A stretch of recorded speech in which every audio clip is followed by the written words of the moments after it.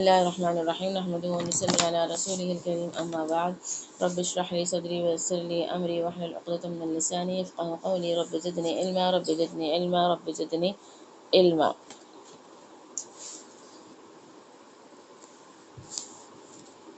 چلے آیت نمبر 32 سورہ نور۔ وَأَنْكِحُوا الْأَيَامَ مِنْكُمْ وَالصَّالِحِينَ مِنْ عِبَادِكُمْ وَإِمَائِكُمْ۔ تو اب اس آیت میں جو ہے کیا ہے، ایک تو نکاح جو ہے کرنے کا نکاح کرانے کا حکم تھا کس کو؟ سرپرستوں کو۔ تو یہ بھی ہماری بحث ہوئی تھی پچھلے کلاس میں کہ سرپرست کے بغیر جو ہے نکاح کرنا جو ہے کیا ہے، سنت کے خلاف ہے،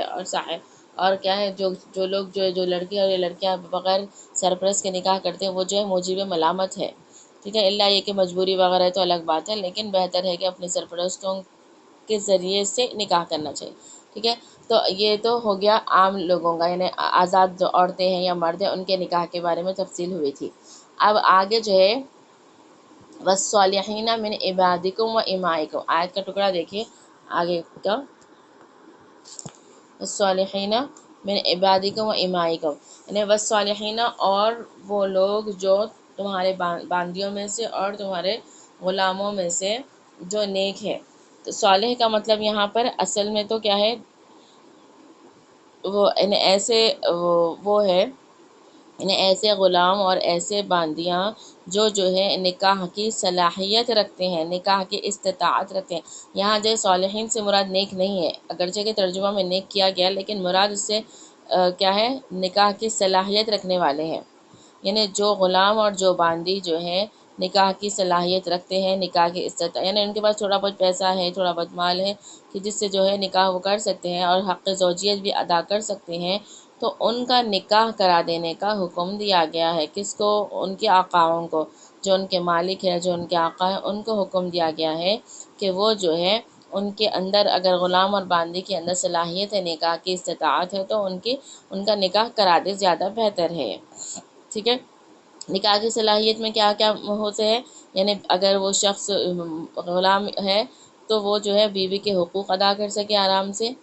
ٹھیک ہے، حق زوجیت ادا کر سکے، اور نفقہ یعنی خرچہ، یعنی بیوی کا، اس کے بعد جو بچے وغیرہ جو بھی ہوں گے، جو بھی اپنی فیملی کا پورا خرچہ وہ آسانی سے اٹھا سکے، اور مہر معجل، مہر بھی ادا کر سکتے ہیں۔ نکاح کے وقت کیا کیا ضرورت ہوتی ہے؟ مہر کی، ٹھیک ہے، مہر معجل یعنی جو وقت پر ادا کیا جاتا ہے۔ مہر دو طرح کا ہوتا ہے، ایک تو ہوتا ہے مہر معجل، عین سے، میم عین جیم لام، اس طریقے سے۔ تو یہ جو معجل ہے نکاح، یہ مہر، تو یہ نکاح جو ہے، یہ مہر جو ہے اسی وقت ادا کیا جاتا ہے جب نکاح ہوتا ہے۔ اور ایک ہوتا ہے مہر معجل، میم، یہ دکھ رہا نا اسکرین پر، ٹھیک ہے، یہ ایک واو کے ساتھ ایک مہر ہوتا ہے معجل، ٹھیک ہے، حمزہ کے ساتھ معجل۔ تو یہ مہر جو ہے بعد میں ادا کیا جاتا ہے، نکاح کے بعد، یعنی اکثر بعض لوگ ایسا کرتے ہیں کہ نکاح کے وقت ادا نہیں کرتے بلکہ بعد میں ادا کرنے کا وعدہ کرتے ہیں۔ تو دو طرح کے مہر ہوتے ہیں، مہر معجل، مہر معجل، عین کے ساتھ۔ خیر، تو غلام کے اندر یا باندی کے اندر یہ صلاحیت ہونی چاہیے، خاص طور پہ غلام کے اندر ہی بیوی کے حقوق ادا کر سکتا ہے وہ، اور جو ہے نان نفقہ یعنی جو خرچہ ہے، رہنے کا ٹھکانہ بیوی کو دے سکتا ہے وہ، اور مہر ادا کر سکتا ہے آسانی کے ساتھ، تو اس کا نکاح کر دینا چاہیے۔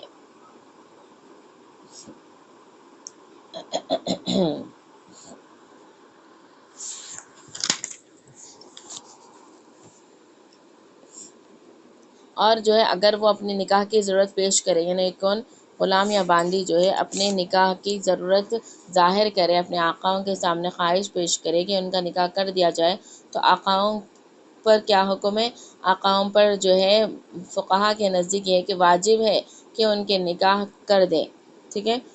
واجب ہے کہ وہ ان کا نکاح کر جائے۔ اگر جو ہے غلام اور باندی اپنی طرف سے یہ خواہش ظاہر کرے کہ میرا نکاح کرا دے، تو آقا جو مالک ہے ان پر جو ہے واجب ہے کہ ان کا نکاح کرا دے، اور جمہور فقہا یعنی اکثر فقہا کے نزدیک ان پر لازم ہے کہ ان کے نکاح میں کوئی رکاوٹ نہ ڈالے، یعنی اپنی ضرورت کے لیے، اپنی مصلحت کے لیے جو ہے ان کو روکے نہ، ٹھیک ہے۔ یعنی آقا جو ہوتے ہیں، مالک جو ہوتے ہیں، وہ جو ہے اپنی مصلحت کے لیے، اپنے فائدے کے لیے جو ہے غلام اور باندی کو اپنے ساتھ روک لینا، بلکہ جو اگر وہ اجازت اگر وہ جو ہے نکاح کرنا چاہتے ہیں تو بہتر ہے، آپ واجب ہے بلکہ آپ کے اوپر کہ ان کا نکاح کرا دیا جائے۔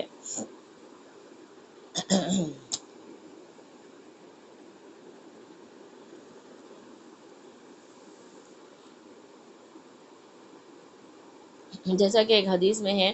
کہ آپ صلی اللہ علیہ وسلم نے فرمایا کہ جب تمہارے پاس کوئی ایسا شخص منگنی لے کر آئے اور اخلاق آپ کو پسند ہو اس کے، تو ضرور نکاح کر دو، اگر ایسا نہیں کرو گے تو زمین میں فتنہ اور وسیع پیمانے کا فساد پیدا ہو جائے گا۔ یعنی جس طریقے سے آپ صلی اللہ علیہ وسلم نے اس حدیث میں ارشاد فرمایا کہ کوئی شخص اگر منگنی لے کر آئے، یعنی کوئی رشتہ لے کر آیا اور اس کے اخلاق بھی آپ کو پسند آ جائے، تو اس کا نکاح ضرور آپ کر دیں، کیونکہ ایسا نہیں ہے کہ اگر آپ ایسا نہیں کریں گے، نکاح اس سے نہیں کریں گے، حالانکہ آپ کو سب ہر چیز پسند ہے، جان بوجھ کر نکاح نہیں کریں گے تو جو ہے زمین میں کیا ہوگا، فتنہ فساد وغیرہ پیدا ہوگا۔ تو اسی طریقے سے آقا اور باندی بھی اگر وہ خواہش ظاہر کریں کہ ان کا نکاح کرا دیا جائے تو آپ پر واجب ہے، آقا پر، کہ آپ جو ہے اس کا نکاح کرا دیں، بلکہ بالکل بھی کوتاہی نہ کریں، یعنی اپنے مفاد کے لیے، اپنے فائدے کے لیے ان کو نہ روک لے اپنے پاس۔ آگے ہے ان یکونوا فقراء یغنیہم اللہ من فضلہ۔ آج کا آگے کا ٹکڑا دیکھیں، ان یکونوا فقراء یغنیہم اللہ من فضلہ، یعنی اگر وہ محتاج ہے، تنگ دست ہے، تو اللہ تعالیٰ ان کو فضل، اللہ تعالیٰ جو ہے ان کو غنی کر دے گا اپنے فضل سے۔ یعنی اگر ان کے پاس پیسے وغیرہ نہیں ہے، استطاعت نہیں ہے تو اللہ، اور وہ خواہش بھی رکھتے ہیں نکاح کی، تو اللہ تعالیٰ کیا کریں گا، ان کو اپنے فضل سے ان کو غنی کر دے گا، ٹھیک ہے۔ یعنی ایسے غریب اور فقیر مسلمان کے لیے یہاں پر بشارت ہے، ایک خوشخبری ہے کہ جو ہے اپنے دین کی حفاظت کے لیے، اپنے عفت اور عزت کی حفاظت کے لیے نکاح کرنا چاہتے ہیں، مگر ان کے پاس کیا ہے، مال نہیں ہے، وسائل نہیں ہے، تو جو ہے جب تک وہ اپنے دین کی حفاظت اور سنت رسول صلی اللہ علیہ وسلم پر عمل کرنے کی نیت رکھتے ہیں تو اللہ تعالیٰ کیا کرے گا، ان کو مالی جو ہے اعتبار سے ان کو غنی کر دے گا، ٹھیک ہے۔ تو یہاں خوشخبری ہے ایک طریقے سے ایسے لوگوں کے لیے جو تنگ دست ہے، محتاج ہے، غریب ہے، آج کل بھی جیسے کہ بہت غریب لوگ رہتے ہیں لیکن نکاح نہیں کر سکتے، تو ان کے لیے خوشخبری ہے کہ اللہ تعالیٰ جو ہے ان کو جو ہے غنی کر دے گا، ٹھیک ہے۔ وہ کوشش کریں اور دعا کریں اللہ سے، تو اللہ تعالیٰ ان کو غنی کر دے گا، اور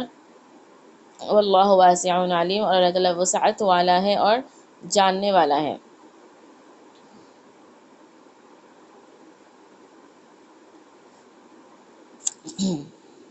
اور جو اس میں ایسے بھی لوگوں کے لیے ہدایت ہے جن کے پاس جو ہے ایسے غریب لوگ منگنی لے کر آ جائیں یا پھر رشتہ لے کر آئیں، وہ محض جو ہے ان کے فی الحال غریب ہونے، فقیر ہونے کی وجہ سے رشتے سے انکار نہ کر دیں۔ مال آ جانے والی، مال کیا ہے، ایک ایسی چیز ہے جو آنے والی اور جانے والی، یعنی آج اگر مال ہے تو ضروری نہیں ہے کہ آپ کے پاس مال کل بھی ہو، ٹھیک ہے۔ مال تو آنے جانے والی چیز ہے، جیسے کہ ہم کہتے ہیں عام زبان میں مال کیا ہے، ہاتھ کا میل ہے، تو آتا بھی ہے کبھی چلے بھی جاتا ہے، تو ضروری نہیں ہے کہ اگر آپ آج جو ہے آپ کے پاس مال ہے تو کل بھی ہو، یا پھر آج اگر نہیں ہے تو کل نہ ہو، ٹھیک ہے، کل آ بھی سکتا ہے آپ کے پاس مال، ہے نا۔ تو جو ہے اصل چیز کیا ہے، نیکی ہے، انسان کے اخلاق ہے، اگر وہ جو ہے ان میں موجود ہے تو ان کے نکاح سے انکار نہ کریں، یعنی اگر آپ کے پاس کوئی رشتہ آیا ہوا ہے اور ہر اعتبار سے وہ اچھا ہے لیکن صرف مالی اعتبار سے اچھا نہیں ہے، تو آپ بہتر ہے اس سے رشتہ کر لیں، ٹھیک ہے، اس رشتے سے جو ہے اس سے انکار نہ کر دیں، کیونکہ مال کی وجہ سے انکار کرنا بہت بیوقوفی ہے، کیونکہ مال جو ہے آنے اور جانے والی چیز ہے، مال کا کوئی بھروسہ نہیں ہے۔ آج اگر کوئی شخص بہت مالدار ہے اسی لیے ہم اپنی بیٹی کا یا بیٹے کا جو بھی ہے رشتہ کر دے رہے، لیکن بعد میں وہ اگر کچھ اس کو بہت زیادہ نقصان ہو گیا، کچھ بھی ہو سکتا ہے، اللہ تعالیٰ کبھی بھی کوئی بھی آزمائش میں مبتلا کر سکتا ہے، ضروری نہیں ہے کہ ہمیشہ انسان کی حالتیں ایک جیسے رہے، ٹھیک ہے۔ تو اسی لیے جو ہے انکار نہیں کرنا چاہیے صرف اور صرف مال کی وجہ سے، ہاں اس کے اخلاق اچھے نہیں ہیں یا پھر دینی اعتبار سے وہ آپ کو پسند نہیں ہے تو الگ بات ہے، آپ انکار کریں رشتے سے، لیکن اگر دینی اعتبار سے بھی اچھے ہیں، اخلاقی اعتبار سے بھی اچھے ہیں، ہر اعتبار سے اچھے سوائے مال کے، تو ان سے رشتے سے انکار نہیں کرنا چاہیے۔ تو حضرت ابن عباس رضی اللہ عنہما نے فرمایا کہ اس آیت میں جو ہے اللہ تعالیٰ نے سب مسلمانوں کو نکاح کرنے کی ترغیب دی ہے، یعنی چاہے وہ باندی غلام ہو یا پھر چاہے عام جو ہے ہم جیسے لوگ ہیں، یعنی آزاد جو عورتیں ہیں یا پھر مرد ہیں، چاہے مطلقہ ہو، چاہے بیوہ ہو، چاہے غیر شادی شدہ کنواری لڑکیاں یا لڑکے ہوں، جو بھی ہے، تو سب کے لیے جو ہے اس آیت میں جو ہے نکاح کی ترغیب دی ہے، اور یہ بھی وعدہ کیا ہے کہ نکاح کرنے پر ان سے غنا کا وعدہ فرمایا، یعنی اگر وہ نکاح کی وہ رکھتے ہیں، خواہش رکھتے ہیں، تو اللہ تعالیٰ ان کو غنی کرنے کا وعدہ بھی کیا. تو آپ کے اندر اگر آپ کے پاس اگر پیسہ نہیں ہے، مال نہیں ہے، لیکن آپ نکاح کی نیت رکھتے ہیں، تو جو ہے اللہ تعالیٰ آپ کو غنی کرنے کا اس میں وعدہ بھی کیا ہے، خوشخبری بھی دی ہے. حضرت صدیق اکبر رضی اللہ عنہ سے نقل کیا ہے کہ کس نے، ابن ابی حاتم نے حضرت ابوبکر رضی اللہ عنہ سے نقل کیا ہے کہ انہوں نے جو ہے مسلمانوں کو خطاب کر کے فرمایا کہ تم نکاح کرنے میں اللہ تعالیٰ کے حکم کی کیا کرو، تعمیل کرو، تو اللہ تعالیٰ نے جو وعدہ غنا عطا فرمانے کا کیا ہے وہ پورا فرما دے گا. یعنی تم جو ہے نکاح کرنے کے بارے میں اللہ تعالیٰ کے حکم کی تعمیل کرو، یعنی اللہ تعالیٰ نے جس طریقے سے جو شریعت میں جو بھی بتائے گئے ہیں ہدایات، اس کے مطابق تم اگر نکاح کرو گے تو اللہ تعالیٰ تم کو اپنا غنا کر دیا، یعنی غنا کا وعدہ کیا نا، تو وہ تم کو کیا ہے، غنی کر دے گا، مال دے دے گا. پھر یہ آیت تلاوت فرمائی ابوبکر رضی اللہ عنہ نے، کون سی؟ یہی یکونوا فقراء یغنیہم اللہ من فضلہ. اور اسی طریقے سے عبداللہ بن مسعود رضی اللہ عنہ نے فرمایا کہ تم غنی ہونا چاہتے ہو، یعنی اگر تم مالدار ہونا چاہتے ہو تو نکاح کر لو، کیونکہ اللہ تعالیٰ نے فرمایا ان یکونوا فقراء یغنیہم اللہ من فضلہ، کیونکہ اللہ تعالیٰ نے فرمایا کہ وہی اگر تم تنگ دست ہو تو اللہ تعالیٰ تم کو غنی کر دے گا. اکثر لوگ دیکھیے، آپ لوگ بیٹے کی شادی اکثر ٹالتے رہتے ہیں، کیونکہ بیٹا ابھی ہمارا سیٹ نہیں ہوا، جاب نہیں ہے، یہ نہیں ہے، ابھی اچھی کمائی نہیں ہے وغیرہ، اچھا سیٹ ہونے کے بعد ہم اس کا نکاح کریں گے. بالکل غلط ذہنیت ہے. اگر لڑکے کی عمر ہو گئی ہے، بالغ بھی ہو گیا اور عمر بھی اچھی خاصی ہو گئی ہے، تو جو ہے اس کا نکاح کر دینا چاہیے کسی بھی طریقے سے. کیونکہ آپ جو ہے ضروری نہیں آپ لاکھوں کروڑوں خرچ کر کے نکاح کرو، بلکہ عام سنت کے مطابق جس طریقے سے ہے، کیونکہ ہمارے شریعت میں جو ہے نکاح میں زیادہ خرچہ نہیں ہے بالکل بھی، صرف مہر معجل ہے، اور جو ولیمے کا جو بھی ہے اپنی حیثیت سے جو کھلانا ہے وہ کھلانا. نکاح لڑکی کا تو کھانا کھانا بالکل بھی صحیح نہیں ہے، ٹھیک ہے. تو اسی لیے ہمارے شریعت میں جو ہے نکاح کا خرچہ تو بہت کم ہے، لیکن ہم اپنے ذہنوں میں، ہم اپنے کی جو فضول رسم و رواج ہے اس کی وجہ سے ہم نکاح کا خرچہ جو ہے بہت زیادہ بڑھا لیتے، تو اس لیے ہم سمجھتے ہیں کہ نکاح کا خرچہ بہت زیادہ ہے، حالانکہ ایسا نہیں ہے. اور آج کل کے زمانے میں اتنا بے حیائی کا دور ہے، فتنوں کا دور ہے، تو ایسے زمانے میں تو لڑکوں کی اور لڑکیوں کی دونوں کی شادیاں جلدی کرنا زیادہ بہتر ہے. کیونکہ اگر آپ کا بیٹا اتنا کما بھی نہیں رہا ہے، تو اللہ تعالیٰ نے یہاں کیا کہا ہے کہ اگر تم تنگ دست بھی ہو تو اللہ تعالیٰ تم کو غنی کر دے گا، یعنی نکاح کی برکت سے اللہ تعالیٰ تم کو غنی کر دے گا. ٹھیک ہے. آپ لوگ جو ہے کر کے تو ایسا دیکھیں کہ اپنے بیٹوں کی شادی، اگر جاب بھی نہیں ہے، یعنی اتنا زیادہ نہیں کما رہا، لیکن آپ جو ہے اس کا نکاح جو ہے کر کے دیکھیں، پھر دیکھیے نکاح کی برکت سے اللہ تعالیٰ کیسے غنی کرتا ہے. ٹھیک ہے. یعنی یقین کے ساتھ یہ کام کرنا چاہیے. یہ ہمارے معاشرے میں جو یہ رواج بن گیا ہے کہ لڑکے جو جب تک سیٹل نہیں ہوئے، جب تک اچھی جاب نہیں لگی ان کو، ان کا نکاح نہیں کرتے. بالکل غلط ہے. بالغ ہونے کے بعد، ایک عمر ہونے کے بعد شادی لڑکوں کی کر دینا چاہیے، کیونکہ آج کل کا ماحول بے انتہا خراب ہے. کیونکہ اگر وہ جو لڑکا یا لڑکی جو بھی ہے کوئی گناہ میں مبتلا ہو جائے، کوئی غلط کام کر بیٹھے، تو اس کا گناہ ماں باپ کو ہی ہوگا. ٹھیک ہے. کسی کو نہیں ہوگا، بلکہ کس کو ہوگا؟ ماں باپ کو ہوگا. ٹھیک ہے. جیسے کہ آج کل سوشل میڈیا جس کی وجہ سے بے حیائی کا اتنا پھیلاؤ ہے، یعنی بے حیائی اتنی زیادہ پھیلی ہوئی ہے، تو اسی لیے جو ہے کوئی بچنا ممکن، اس سے بہت زیادہ ممکن نہیں ہے، ناممکن ہے. تو اسی لیے آپ اگر نکاح کرا دیں گے اپنی اولاد کا، لڑکوں یا لڑکیوں کا، تو ایک حد تک جو ہے برائی سے، بے حیائی کے کاموں سے وہ رک جائیں گے. ٹھیک ہے. اور اگر آپ تنگ دست ہے تو اللہ تعالیٰ آپ کو غنی کر دے گا انشاءاللہ. تو اس نیت کے ساتھ آپ کریں، اللہ تعالیٰ ضرور آپ کو غنی کرے گا.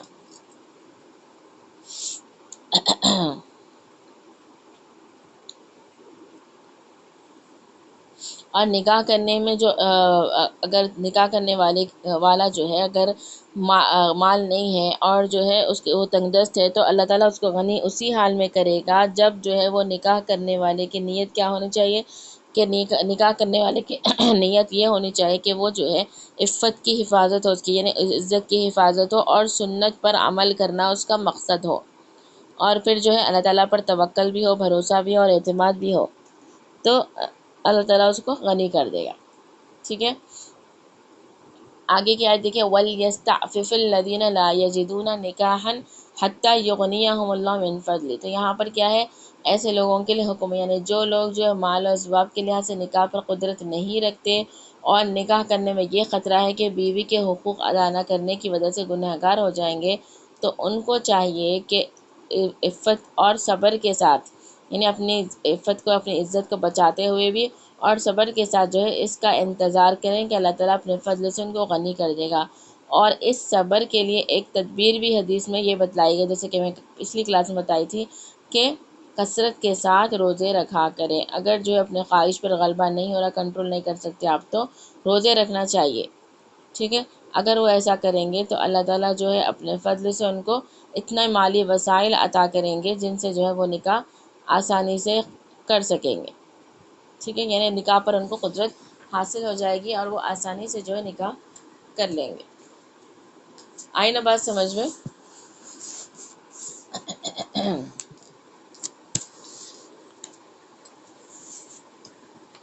تو نیت کیا ہونی چاہیے نکاح سے پہلے، کہ ایک تو ہماری عزت کی حفاظت ہو جائے اور سنت ادا ہو جائے، کیونکہ نکاح کرنا کیا ہے، مسنون ہے اور نصف ایمان مکمل ہونے کی خوشخبری ہے. جیسے کہ ایک حدیث میں کہ الطہور شطر الایمان، پاکی آدھا ایمان ہے. اسی طریقے سے نکاح بھی کرنے سے جو ہے ہمارا آدھا ایمان مکمل ہوتا ہے. ٹھیک ہے. چلیے آگے آیت کا ٹکڑا دیکھیں، آگے کی آیت کا، یہ آیت نمبر 33 کا آگے کا دیکھیں، والذین یبتغون الکتاب، والذین یبتغون الکتاب مما ملکت ایمانکم فکاتبوہم ان علمتم فیہم خیرا. تو اس کا ترجمہ کیا ہے کہ اگر، اور وہ لوگ جو ہے مکاتبت کرنا چاہیں، والذین یبتغون، اور وہ لوگ جو چاہتے ہیں، تلاش کرتے ہیں، کتابہ یعنی مکاتبت، یہاں مراد کیا ہے کتابہ سے، مکاتبت ہے، اس کی تفصیل دیکھیں گے ابھی. تو مما ملکت ایمانکم، اس میں سے جو مالک ہیں آپ کے داہنے ہاتھ، یعنی غلام یا باندی، فکاتبوہم، تو پس تم ان سے مکاتبت کر لو، ان علمتم فیہم خیرا، اگر تم جو ہے ان میں بھلائی دیکھتے ہو. ٹھیک ہے. اب یہاں اس کی تفصیل دیکھیں گے. تو پچھلی آیت میں تو کیا تھا کہ جو غلام اور باندی وغیرہ تھے ان کو جو ہے ان کا نکاح کرانے کی، ان کے نکاح کرانے کا حکم دیا گیا تھا کہ اگر وہ نکاح کے خواہش ظاہر کرے تو ان کو ان کا نکاح کرا دیا کرو، اور اپنی مصلحت، اپنے فائدے کے لیے ان کو اپنے پاس مت روک لو. ٹھیک ہے. یہ حکم دیا گیا تھا پچھلی آیت میں. تو اب یہاں پر جو ہے یہ جو ہدایت دی گئی تھی کہ ان کا نکاح کرنے کا، تو جو ہے کیوں تھی یہ ہدایت، کہ ان سے جو ہے حسن معاملہ اور ان کو تکلیف سے بچانا ہے. کس کو؟ باندی اور غلام کو جو ہے تکلیف سے بچائیں، کیونکہ شریعت تو یہی چاہتی ہے کہ ہر انسان آزاد رہے. کیونکہ یہ تو جو غلام اور باندی کا جو طریقہ تھا وہ تو پچھلے زمانے میں تھا، انعام حسن کے زمانے میں، اس کے بعد ایک عرصے تک چلتا رہا، لیکن آہستہ آہستہ یہ جو ہے طریقہ، یہ جو رواج تھا غلام اور باندی کا، یہ ختم ہو چکا. اب تو بالکل ایسا کوئی وہ نہیں ہے. ہاں ہمارے پاس ابھی بھی کام والے رہتے ہیں، لیکن ایسا نہیں ہے کہ وہ پوری ہماری قبضے میں رہتے، ہماری ملکیت میں رہتے، ایسا نہیں ہے، بلکہ صرف وہ کام کے لیے آتے ہیں، جاتے ہیں. ٹھیک ہے. لیکن پہلے ایسا نہیں تھا. غلام اور باندی پوری ملکیت، یعنی پورے آقا کے، مالک کے قبضے میں رہتے تھے، پورا انہی کے پاس رہتے تھے، سب کچھ ان کی اجازت سے ہی وہ کر سکتے تھے. تو اسی لیے جو ہے شریعت یہ چاہتی تھی کہ جتنا ہو سکے جو ہے تمام لوگ آزاد رہیں. تو اسی لیے جو ہے یہاں پر ان کے نکاح کا بھی حکم دیا گیا ہے یہاں پر، کہ اس طریقے سے تو بھی وہ آزاد ہو سکتے ہیں. اور یہاں پر کیا ہے، والذین یبتغون الکتاب، یعنی جو لوگ مکاتبت کرنا چاہتے ہیں. تو مکاتبت کسے کہتے ہیں؟ مکاتبت کی صورت یہ ہے کہ اگر کوئی جو ہے غلام یا باندی جو ہے اپنے آقا سے یہ بات کہے کہ آپ جو ہے مجھ پر کوئی رقم متعین کر دیں. ٹھیک ہے. کوئی رقم یعنی کوئی بھی اماؤنٹ جو ہے آپ میرے اوپر مقرر کر دیں، متعین کر دیں، تو میں کیا کروں گا، اپنی محنت سے، اپنی کوشش سے جو ہے وہ مال حاصل کر کے، مال کما کر آپ کو ادا کر دوں گا، تو میں آزاد ہو جاؤں گا. یعنی یہ صورت ہوگی مکاتبت کی. یعنی غلام یا باندی اپنے آقا سے یہ کہے کہ میں جو ہے اتنی رقم جو ہے اپنی محنت سے کما کر آپ کو لا کر دوں گا، پھر آپ جو ہے مجھ کو آزاد کر دیں۔ یا پھر خود آقا بھی کہہ سکتا ہے اپنے غلام یا باندی سے کہ تم جو ہے اتنی مقررہ رقم، جتنے بھی وہ لوگ دونوں آپس میں طے کر لیں، جو بھی رقم ہے وہ دونوں آپس میں طے کر لیں، یا تو باندی یا پھر غلام طے کر لیں آقا سے، یا پھر آقا خود کہہ دے کہ اتنی فلاں اتنی رقم جو ہے تم لوگ کما کر لا کر مجھے دے دو، پھر تم لوگ آزاد ہو جاؤ گے۔ تو یہ جو ہے معاملہ مکاتبت کا۔ اگر دونوں نے اس بات پر راضی ہو گئے، یعنی غلام اور آقا یا پھر باندی اور آقا جو اس معاملے پر راضی ہو گئے، تو یہ مکاتبت کا معاملہ ہو چکا ہے۔ اس کے بعد یہ معاملہ ہونے کے بعد جو ہے وہ یعنی آقا جو ہے اس معاملے کو فسخ نہیں کر سکتا، یعنی اس کو ختم نہیں کر سکتا اور نہ انکار کر سکتا ہے۔ جب یہ معاملہ طے ہو گیا تو شریعت جو ہے، شریعت کے اعتبار سے کس پر آقا پر لازم ہے کہ اس کو پورا کرے، یعنی جب جو ہے غلام یا باندی جو ہے متعینہ رقم، جو بھی متعین رقم ہوئی تھی وہ اگر لا کر دے دے آپ کو، تو وہ خود بخود آزاد ہو جائے گا۔ بعد میں آپ یعنی یہ نہیں کہہ سکتے کہ نہیں میں آزاد نہیں کروں گا، ٹھیک ہے۔ جب ایک بار معاملہ طے ہو گیا مکاتبت کا، تو اس وقت جو ہے اس کے بعد جو ہے جو بھی وہ لوگ مال لا کر کما کر دے دے، جو بھی متعینہ رقم تھی، تو وہ اگر کما کر لا کر دے دے تو خود بخود وہ آزاد ہو جائیں گے، ٹھیک ہے۔ آقا پر لازم ہے کہ ان کو آزاد کر دے۔ اور یہ جو رقم جو متعین ہوتی ہے، اس رقم کو کیا کہتے ہیں؟ بدل کتابت کہتے ہیں۔ کیا کہتے ہیں؟ بدل کتابت، ٹھیک ہے، با دال لام، بدل کتابت، ٹھیک ہے، یہ ہے یہ رقم کو کہتے ہیں، ٹھیک ہے، جو بھی متعینہ رقم وہ ہوئی تھی نا، اس کو کہتے ہیں بدل کتابت۔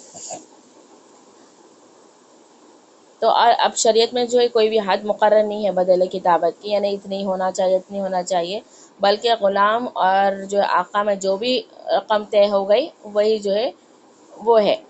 بدل کتابت ہو جائے گی، چاہے وہ زیادہ رہو چاہے تھوڑا رہو چاہے جتنے بھی رہو، یا پھر غلام و باندی کی قیمت ہو، یا پھر ان کی قیمت سے کم ہو یا ان کی قیمت سے زیادہ ہو، جو بھی ہے جو ہے بدل کتابت جو ہے دونوں آپس میں طے کر لیں، آقا اور باندی یا غلام۔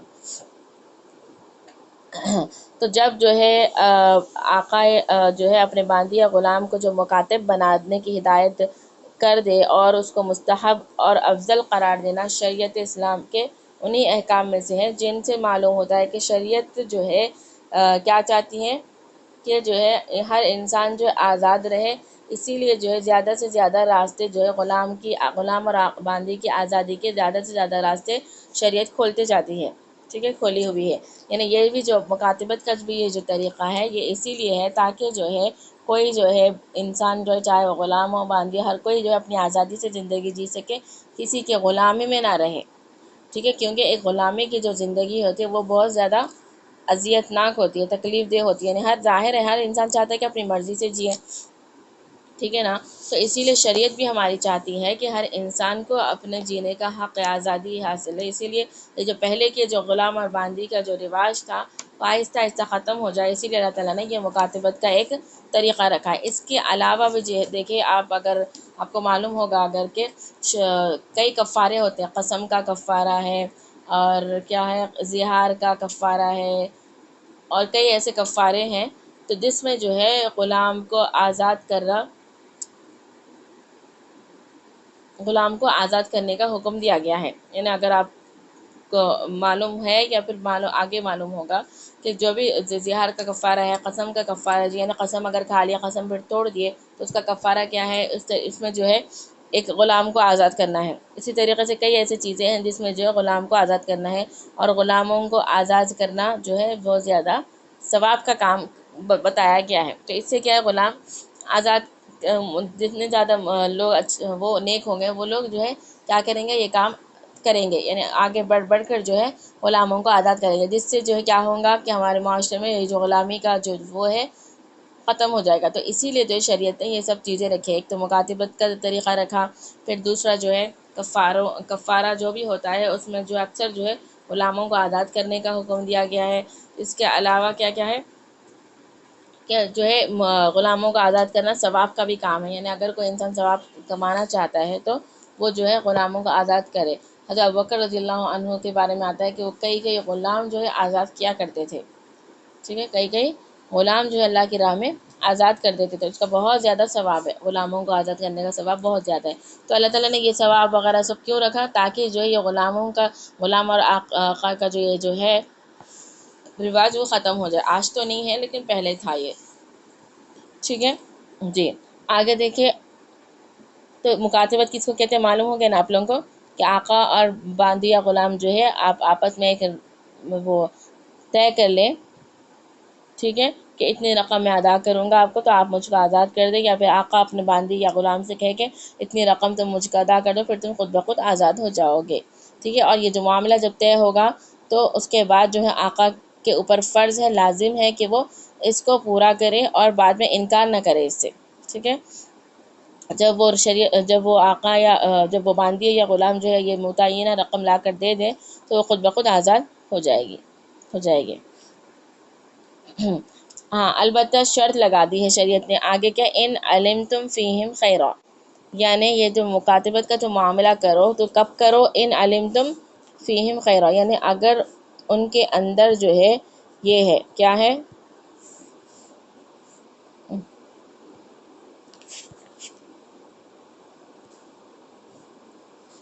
بھلائی ہے۔ تو یہاں پر خیر سے مراد کیا ہے؟ بھلائی۔ اصل میں خیر سے مراد یہاں پر کیا ہے کہ ایسا انسان، ایسا غلام ہے یا باندی ہے جو ہے جس کے اندر صلاحیت ہے کمانے کی، یعنی اگر وہ صرف بہت زیادہ کمزور ہے، استطاعت اس کے پاس اتنی طاقت ہی نہیں کہ وہ اتنا کما سکے، کما کر لا کر دیکھ سکے اور آزاد ہو سکے، تو ایسے انسان کے بارے میں نہیں ہے، بلکہ جس کے پاس، جس شخص میں تم یہ دیکھو کہ اگر جو ہے اس کو مکاتب بنا لیے، یعنی اس کو یہ کہے کہ تم اتنی رقم لا کر دو، تو وہ جو ہے کوشش کر کے محنت کر کے رقم لا کر دے سکتا ہے۔ تو اگر ویسا شخص ہے تو تم اس کو مکاتب بنا لو، یعنی اس کو وہی اس سے رقم لے کر اس کو آزاد کر دو۔ ورنہ جو ہے اگر تم کسی غلام یا باندی کو مکاتب بنائے، یعنی اس کو متعینہ رقم دینے کے لیے کہے، لیکن وہ جو ہے نہیں دے سکتا ہے، تو اس میں کیا ہے، اس کی جو بھی محنت ہے اب غلام یا باندی کی وہ بھی ضائع ہو جائے گی اور آقا کا بھی اس میں نقصان ہوگا، ٹھیک ہے۔ تو ان علمتم فیہم خیر، اگر تم ان میں خیر دیکھو، بھلائی دیکھو، تو خیر سے مراد یہی ہے کہ اگر وہ شخص جو ہے کمانے کے قابل، یعنی اس کے اندر اتنی وہ ہے، یعنی اتنی محنت کر سکتا ہے کہ وہ اتنے رقم لا کر دے دے، تو وہ ہے۔ اور بعض نے فرمایا ہے خیر کے معنی یہاں پر کہ ایسا یعنی وہ ایسا شخص ہو کہ اس کے آزاد ہونے سے جو ہے مسلمانوں کو کوئی نقصان نہ پہنچے، یعنی ایسا نہ ہو کہ وہ کافر ہے غلام یا باندی اور پھر آزاد ہونے کے بعد جو ہے وہ جو ہے اپنے کافر بھائیوں کی مدد کر کے مسلمانوں کو، ایمان والوں کو جو ہے نقصان پہنچائے۔ یعنی اگر ایسا خطرہ ہے، تم کو معلوم ہے یہ خطرہ ہے، تو ان کو پھر آزاد مت کرو، ان کو مکاتب مت بناؤ، ٹھیک ہے، سمجھ میں آئی بات؟ اگر کوئی غلام یا باندی جو ہے کافر ہے اور جو ہے اس کو مکاتب بنا کر آزاد کرنے کے بعد جو ہے یہ خطرہ ہے کہ وہ جو ہے اپنے کافر بھائیوں کے ساتھ مل کر جو ہے مسلمانوں کو نقصان پہنچانے کا قوی اندیشہ ہے، خطرہ ہے، تو تم جو ہے ان کو مکاتب مت بناؤ، ٹھیک ہے۔ تو دو بھی باتیں ہیں خیر میں، ان علمتم فیہم خیرا، تو خیرا سے مراد یہاں پر دو بھی باتیں ہیں کہ اس کے اندر استطاعت بھی ہونی چاہیے، یعنی اس کے اندر وہ بھی ہونی چاہیے، قوت بھی ہونی چاہیے کہ وہ کما کر لا کر دے سکے اتنی رقم، اور دوسری بات یہ کہ وہ آزاد ہونے کے بعد جو ہے اگر وہ کافر ہے تو اپنے کافر بھائیوں کے ساتھ مل کر جو ہے مسلمانوں کو کوئی نقصان نہ پہنچائے۔ اگر ویسا تم کو یہ خطرہ ہے کہ وہ ایسا کر سکتا ہے تو اس کو پھر مکاتب بناؤ، اس کو آزاد کرو۔ آئی نا بات سمجھ میں؟ ٹھیک ہے، چلیے آج کے لیے اتنا ہی کافی ہے، آگے کی تفصیل انشاءاللہ کل دیکھیں گے۔ سبحان اللہ وبحمدہ، سبحانک اللہم وبحمدک، نشہد ان لا الہ الا انت، نستغفرک ونتوب الیک۔